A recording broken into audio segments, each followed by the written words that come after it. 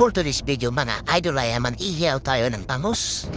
At pagkatapos na yan ay pinainit po natin yung ihawan po ng bangus para hindi po nagkadikit-dikit ba. Ayan mga lodi ko.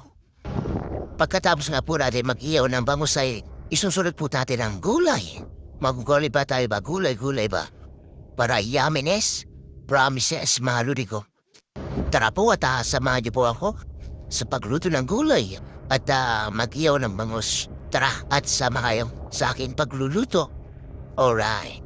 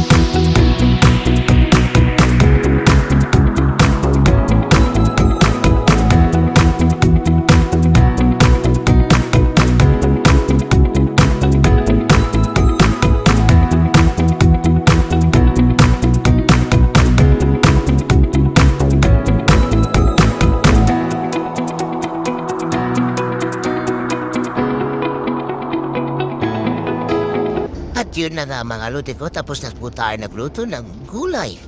At saka nagkumawa rin tayo ng sausawan. Ayan, yung bagong ba na may sili oil. Yan, yumminess, promises. Kung umabot ka naman hanggang sa dulo ng aking video, ay may share na rin po ako. Ayan, like and follow and share na rin po mga lodi ko. At kung saan ka po nakatira, ayan, na-comment na rin po. Kung taga saan po kayo. Alright. Tara po mga lodi ko, ay kahit po tayo na masustansya. Ayan, gulay. At saka bangos. Tara, at kahit po tayo.